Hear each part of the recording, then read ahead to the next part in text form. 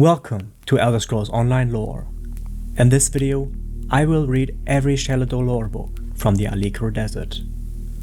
This is a video you don't need to watch, but can instead put on in the background while doing dishes, meditating, or simply to fall asleep to. If you like this sort of content, please let me know in the comments or with a like on the video. And now, without further ado, let's dive into the world of the Alik'r Desert. Motalion Necropolis Report. Unto the Doyen of Satakalam. It is with a heavy heart that this unworthy one must report a cessation of the Motalion endeavor. Circumstances have eventuated that render its continuance inadvisable. Indeed, pursuing the endeavor would doubtless lead to a loss of guild lives, as well as being sacrilegious, even more than usual. I hasten to point out that no taint of fault should be inferred as to the perfection of your peerless plans, O my Doyen. Following your instructions, our subversion of Motalion funerary overseer Parvis Altigonus went flawlessly. Indeed, he was willing to accept only 15% of the pillaging proceeds, when we were willing to go as high as 20%. In the weeks since they agreed to our proposal, the looting of the crypts and mausoleums in the southern quadrant of the Necropolis was accomplished according to your Doyenhood's admirably aggressive schedule, despite the back injuries suffered by Footbed Kayan and the Crypt of Virtuous Maidens. The harvesting and sale of the sacred welkins was likewise a complete success, and your idea of substituting imitation stones of turquoise glass treated with glow spells have left none the wiser. The cost of paying a Fabdi luminary to renew the glow spells once every 10 days is scarab feet compared to what we were able to realize from the welkin stones on the thaumaturgical aftermarket. In hindsight, your advice that we start with the quadrant wherein were interred the most affluent of our ancestors fully justifies the eminent position in which you find yourself. Though we refrained, of course, from irreverent treatment of the sarcophagi, the valuable trappings and regalia of the outer tombs were stripped during those periods when Overseer Parvis had the watchmen patrolling elsewhere. It is unlikely that the eastern and western quadrants, where the less prosperous of our brethren are buried, would even together equal the take brought in from the southern. But now, I must reluctantly turn to the reason for our regrettable abandonment of your Doyenhood's supremely excellent Motalion endeavor. The northern quadrant, where the authorities have seen fit to bury the corpses of those who were impious or criminal in life, has been afflicted by a horrific rising of undead. Ranitu and numbers have crawled from their crypts and are now a profane presence across the entire necropolis. This may be due, as I believe, to Overseer Parvis sending the watchmen too often into the unclean quadrant. Or it may be the result of some other desecration. If it was the fault of the Overseer, he has certainly paid the price, as he was one of the first victims of these risen dead. I also regret to report the death of Footbed Kayan, whose back went out in an untimely manner while fleeing from a Ranitu at the base of the 99 stairs. His surviving family will receive the usual stipend. With the utmost esteem, Operative Mafut. Redguards, History and Heroes, Volume 1. Frendar Hunding was born in 2356 in the old way of reckoning in our beloved deserts of the Old Land. The traditional rule of emperors had been overthrown in 2012, and although each successive emperor remained the figurehead of the empire, his powers were very much reduced. Since that time, our people saw 300 years of almost continuous civil war between the provincial lords, warrior monks, and brigands, all fighting each other for land and power. Our people were once artisans, poets, and scholars, but the ever-evolving strife made the way of the sword inevitable. The song of the blade through the air, through flesh and bone, its ring against armor, it was an answer to our prayers. In the time of Lord Frendar, the first warrior prince, lords called Yukida built huge stone castles to protect themselves and their lands, and castle towns outside the walls began to grow up. In 2245, however, Mansell Cessnet came to the fore. He became the Elden Yukida, or military dictator, and for 8 years succeeded in gaining control of almost the whole empire. When Sasnit was assassinated in 2253, a commoner took over the government. Rendic Thorn continued the work of unifying the empire that Sasnit had begun, ruthlessly putting down any traces of insurrection. He revived the old gulf between the warriors, the sword singers, and the commoners by introducing restrictions on the wearing of swords. Thorn's sword hunt, as it was known, meant that only the singers were allowed to wear swords, which distinguished them from the rest of the population. Although Thorn did much to settle the empire into its pre-strife ways, by the time of his death in 2373, internal disturbances still had not been completely eliminated. Upon his death, civil war broke out in earnest, war that made the prior 300 years' turmoil pale in comparison. It was in this period that Frender Hunding grew up. Hunding belonged to the sword singers. This element of Empire society grew from their desert artisans and was initially recruited from the young sons and daughters of the high families. They built the first temple to the unknown gods of war and built a training hall, the Hall of the Virtues of War. Within a few generations, the way of the sword, the song of the blade, had become their life. The people of the blade kept their poetry and artistry in building beautiful swords woven with magic and powers from the unknown gods. The greatest among them became known as Ansai, or Saints of the Sword. Each of these began their own training schools teaching their individual way of the sword.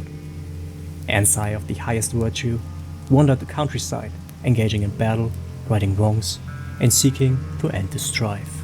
To sum it up, Hunding was a sword singer, a master Ansai at the time when the peak of the strife was reborn out of the chaos of Thorn's death.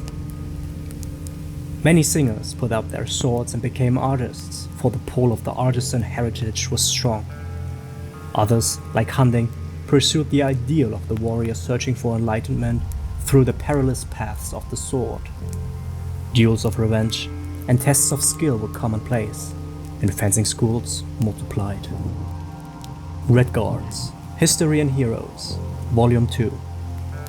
Frendar Dor Hunding Hel Ansai no Shira, or as he is commonly known, Frendar Hunding, was born in the far desert marches in the province of High Desert.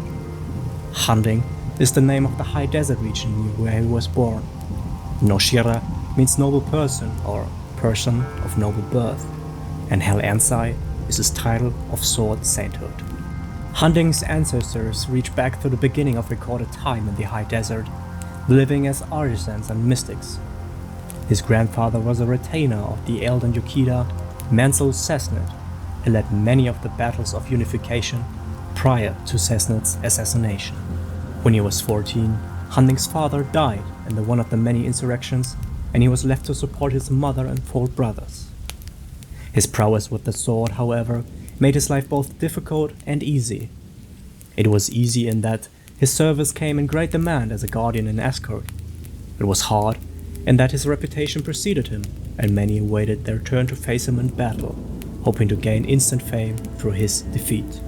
By the time Hunding was 30, he had fought and won more than 90 duels, killing all his opponents. He became virtually invincible with the sword, gaining such skill and mastery that he finally stopped using the real swords created through the artistry of his people and began using the Shehai, or Way of the Spirit sword. All sword singers learn through their intense training and devotion to the gods of war and Way of the Sword the forms of discipline that allowed the creation of the Spirit sword. This is a simple form of magic or mind mastery, whereby an image of a sword is formed from pure thought. The sword singer forms the sword by concentrating, and it takes shape in his hand. It is usually a pale thing of light, misty and insubstantial, a thing of beauty perhaps, or a symbol of devotion to the way and the gods, but no weapon. However, those Ansai of the highest level and sensitivity, and those with talent in magic, can in times of stress form a spirit sword, a Shehai, that is far more than in light and air. It is an unstoppable weapon of great might, a weapon that can never be taken from the owner, without also taking his mind. The Shehai became Hunding's weapon, and with this He killed bands of brigands and wandering monsters infesting the land. Finally, upon finishing his 90th duel, defeating the evil Lord Janik and his 7 Lich followers, he was satisfied that he was indeed invincible. Hunding then turned to formulating his philosophy of the Way of the Sword. He wrote his learnings down in the Book of Circles, while living as a hermit in a cave in the mountains of the high desert in his 60th year. In that year, Hunding, having enlisted in the many battles of the Empire and having defeated all opponents, had thought himself ready for death. He retired to his cave to capture his strategy and mystical visions to share with other sword singers. It was after his completion of the Scroll of the Circle that the singers found him composing his death poem and preparing to join the gods of war in final rest. At 60, he was a vigorous man who thought himself through with life, but his people, the sword singers, needed him. They needed him as never before. Redguards, History and Heroes, Volume 3. Torrent's sword hunt had separated the singers from the common people, and the rise of the last emperor began the last great strife of the Desert Empire. The emperor and his consort Eliza's final effort to wrest control of the empire from the people by destroying the sword singers. Hyrra vowed to search out every singer with his brigand army composed of orcs and cast-offs of the wars of the empire and to scourge them from the face of the planet. The sword singers were never a numerous people. The harsh desert kept the births few, and growing up in the unforgiving wastes eliminated all but those of iron spirit and will. Thus the final strife, which became known as the War of the Singers, found the people of the sword unprepared and unready to join together their individually great skills into an army that could defend their homes and lives. Frendar Hunding was sought out, his death poem interrupted, and unceremoniously command of the singers was thrust upon him. To the unknown gods of war, great thanks is owed that Hunding had the time in his cave to write down his years of accumulated wisdom, of strategy, of the way of the Shahai. The singers fled from their camps up into the desert hills and mountains, fled to the foot of Hatu, the father of mountains, where Hunding had gone to ride in peace and to die. There, those remnants formed into the army of the Circle. They learned Hunding's way, his strategies, his tactics, and the final great vision for a master stroke. Hunding devised a plan of 7 battles, leading the armies of Hyrra further and further into the wilderness to the foot of Hatu, where the final battle could be fought. Hunding called his plan the Hammer and the Anvil. With each battle, Hunding's singers would further learn his strategies and tactics, grow strong in the use of the Shahai, and be ready to defeat their opponents in the 7th battle. And thus it was, the 6 first battles were waged, each neither victory or defeat, each leading to the next, the larger armies of Hyrra following the small army of Hunding. Outnumbered 30-1, the singers never faltered from the way. The stage was set. Hyrra and his army maneuvered to the base of Hatu Mountain, where the hammer blow was delivered. The battle was pitched, and many singers fell that day. Hunding knew that the singers who lived would be few, but Hyrra and his empire of evil would not live. And so it went. At the end, Hunding and less than 20,000 singers survived the day. But no army of evil was left to pillage and murder. More than 300,000 fell that day on Hatu. Of those who were left to run and live, all were scattered to the 4 winds.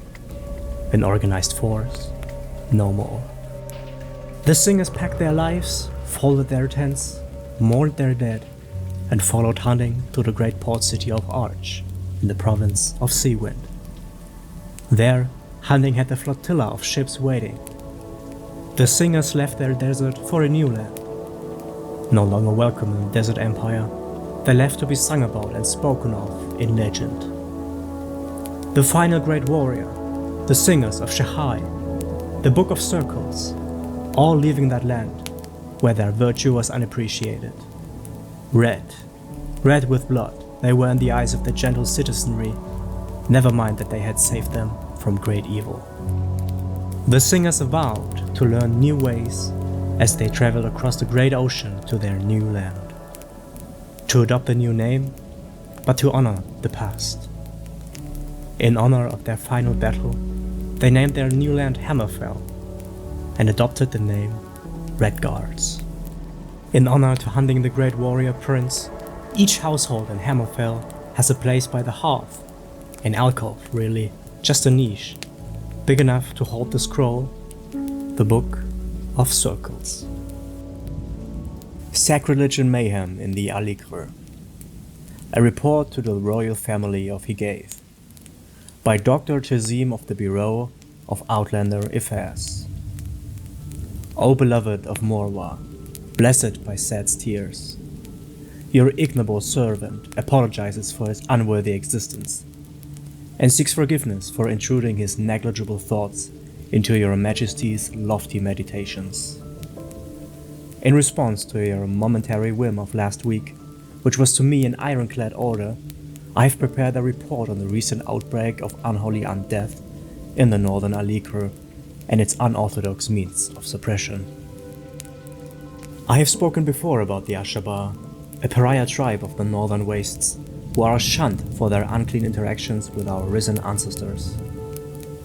Though their origins are ancient, the fact that such an aberration could persist into the modern era must be attributed to covert support by shameless elements of the Forebears, who tolerate the most outrageous, non-traditional practices.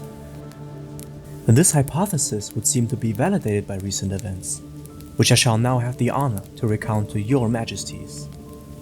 In Sentinel, the usurper Faharajad had gathered to him a circle of advisors, some of whom were of untarnished reputation, but others of whom were known Forebear activists who had almost openly opposed the divine-blessed rule of the late King Ramzi.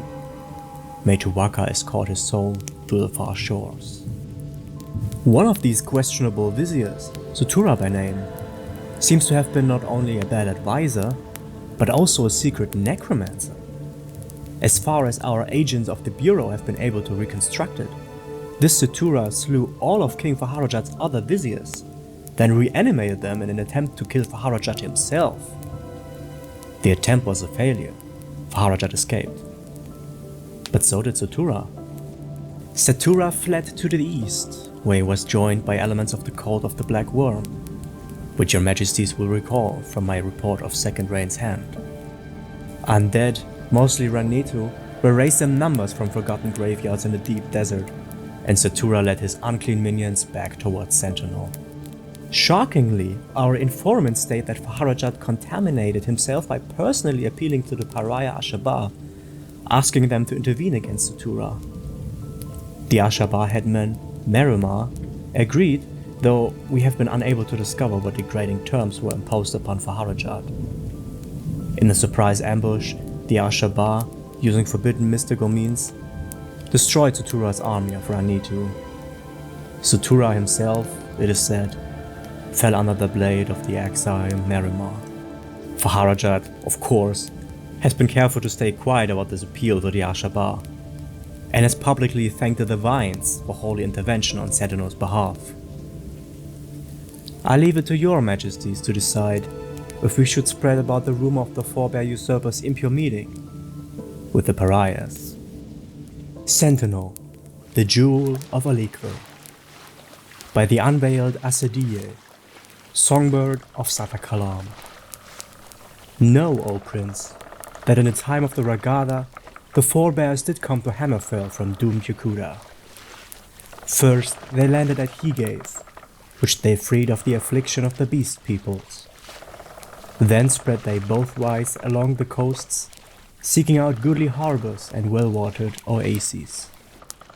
To the north and the west went the warrior sailors of the Grandee Yagub, in the great ships they had brought from Akos Khazars, until they rounded Cape Shira. Then was Yagub the first of the Ragada to behold the Iliac Bay, and he deemed it laudable, and praised its excellences, and vowed to make his home thenceforth upon its shores. And as Yagub sailed toward the steed at dawning of the 17th of second seed, his watchman cried out that he spied a desirable harborage. And Yagub, perceiving it, agreed and said, "This harborage shall belong to us, for we shall take it to be ours. And I do name it Sentinel, after the one who first espied it." Then Sentinel, for thus ever after was it known, already contained a port on its harbor, which port was the haunt of low elves, and men who did consort with elves. And the shores were green with the leaves of pomegranate, and fig, and olive, and the men of the grandees saw this and were hungry, and sought to come ashore, despite the warnings and cries of the port rebel. But when Yagub landed with his warrior sailors, with their bright swords and peaked helms, the port rebel were cowed, and spake, cringing, "What would you with us, O mighty sword singers? Slay us not, for we have done you no harm." And Yagub said to them, "Nay, though you are infidels and partake of unclean practices, I will not slay you, for I have a thought to build me a palace upon the height above the harbor. And such labor is not meet for my noble warrior sailors. Therefore you shall live, and become masons and stonewrights, and servants of the house." And thus was the true port of Sentinel founded. The port rebel found purpose in their new labors, and built the walls and the marketplace, and the palace of Yagub. And this was Samaruik, of glorious name, and legendary are the mighty kings and queens who have reigned from it since. For the crowns who followed the Forebears found Sentinel a worthy seat, and many were the Natutambu who settled there. Even today, O Prince, above the city gates flies always a banner of the crescent moon, for this was the banner of the grandee Yagub, which has become the symbol of Sentinel in remembrance of him. And the faithful celebrate the grandee on the Komu Alezeri Yagub every 17th of second seed, when we share pomegranates in honor of our esteemed ancestor. The Salas En Expedition by Lady Clarice Laurent. It is strange that the elven ruins known as Salas En on the Hammerfell coast at Cape Shira have never been properly explored or studied. This is most likely due to these superstitious locals' exaggerated reverence for the burial grounds of the dead, even those for other cultures. I wouldn't go so far as to accuse the Alik'r Redguards of timidity, but really, having to bring all my own people over the bay from High Rock is a bit much. In any event, now that we are on our way, we shall do the job right. The known facts about Salas En are few, but they are fascinating, as it has been inhabited over the last 3 eras by a series of cultures. On top, which makes it most recent, of course, are Redguard relics dating from the first era occupation of Salas En by crowns of the late Rogada. Colonists from the island of Yath in Lost Yakuda, these Redguards seem to have displaced the elves who previously occupied the site. It appears these descendants of Yath occupied Salas En until abandoning it in the middle 23rd century, which coincides with the ravages of the Thracian plague. The elves the Yath Redguards displaced were, according to tradition, relatively recent Altmeri colonists of the Corellania clan, who were said to be Daedra worshippers. This would account for their immigration from Somerset to the Auster shores of Hammerfell. They seem to have arrived sometime in the 6th century 1E, inhabiting and expanding on structures originally built by the Aliens. Bosmeri relics are intermixed here with the classic high period Altmeri, suggesting that either the Corellania participated in the Wood Elf coastal trade, then at its historic height, or that Salas En was used as a stopover by Bosmeri merchants before the Corellania arrived. Below these high elf additions, and indeed still standing with less wear on them than any of the structures built afterward, are the original Aliad stoneworks, jutting proudly toward the heavens despite the passage of millennia. The Aliad elves who built Salas En are virtually unknown to history, and it is primarily to reveal their story that I have organized this expedition. With the assistance of my experienced and hand-picked team of excavators, I have every confidence that we can persuade the stones of Salas En to reveal their secrets to us. Tuwaka's Prayer. Tuwaka, God of the Four Shores, we ask for your blessing and guidance on this completed walkabout. May she appear before your throne in virtue and strength. Lead her along the path of the stars, show her the way. Prepare her for the life to come, as our honored ancestor, with a sword at her side. Varieties of Faith, Crown Redguards, by Brother Mikael Karguksor of the Imperial College. The Forebears, who have been longest in Tamriel and had the stronger relationship with the Second Empire, worship substantially the same pantheon as the Imperials and Bretons, whereas the more conservative crowns still revere the ancient Yakutan gods. The Eight of the Crowns, Satakal, the Worldskin. Yakutan god of everything, a fusion of the concept of Anu and Paromai. Basically, Satakal is much like Nord's Alduin, who destroys one world to begin the next.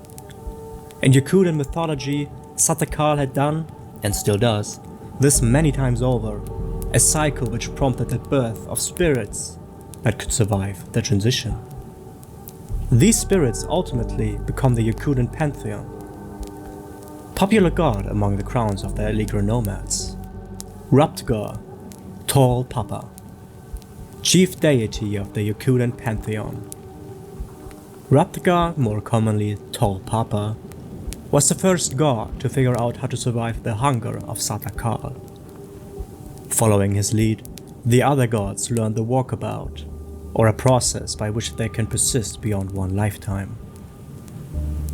Tall Papa set the stars in the sky to show lesser spirits how to do this too. When there were too many spirits to keep track of though, Ruptgar created a helper out the dead skin of past worlds. This helper is Seb, see below, who later creates the world of mortals. Tuwaka, Tricky God. Yakutan god of souls. Tuwaka, before the creation of the world, was the god of nobody really cares. When Tall Papa undertook the creation of the walkabout, Tuwaka found a purpose. He became the caretaker of the Far Shores, and continues to help Redguards find their way into the afterlife. Zed, god of farms. Yakutan god of agriculture who renounced his father after the world was created, which is why Tall Papa makes it so hard to grow food. Morwa, Teat god. Yakutan fertility goddess, fundamental deity on the Yakutan pantheon and the favorite of Tall Papa's wives. Still worshipped in various areas of Hammerfell, including Stros Mackay. Morwa is always portrayed as four-armed, so that she can grab more husbands. Tava, bird god. Yakutan spirit of the air. Tava is most famous for leading the Yakutans to the Isle of Herne after the destruction of their homeland. She has since become assimilated into the mythology of Kinnereth. She is still very popular in Hammerfell among sailors, and her shrines can be found in most port cities. Onsai, war god, bone shaver. Notable warrior god of the Yakutan Regatta, Onsai taught mankind how to pull their knives into swords. Diagna, orichalc god of the sideways blade. Hoary thuggish cult of the Redguards that originated in Yakuta during the 27 Snakefolk slaughter. Diagna was an avatar of the Hunding, the Yakutan god of make way, see below, that achieved permanence. He was instrumental to the defeat of the left-handed elves, as he brought orichalc weapon to the Yakutan people to win the fight. In Tamriel, he led a very tight-knit group of followers against the orcs of Asinium during the height of their ancient power. Additional deities with significant Redguard cults. Likai, Saint of the Spirit Sword. Daughter of Tall Papa, Likai is the goddess of aberrant swordsmanship. The Natu Tambo of Yakuda warred to a standstill during the Mythic era to decide who would lead the charge against the left-handed elves. Their swordmasters, though, were so skilled in the best-known cuts as to be matched evenly. Likai introduced the ephemeral feint. Afterwards, a victor emerged, and the war with the Altmer began. Hunding, the make-way god, Yakudan spirit of perseverance over infidels. The Hunding has historically materialized whenever the Redguards need to make way for their people. In Tamrielic history, this has only happened twice, in the First Era during the Regada invasion. Maluk, Horde King, an enemy god of the Regada, who led the goblins against the Redguards during the First Era, fled east when the army of the Hunding overtook his goblin hordes. Sep, the Snake, Yakudan version of Lorcan.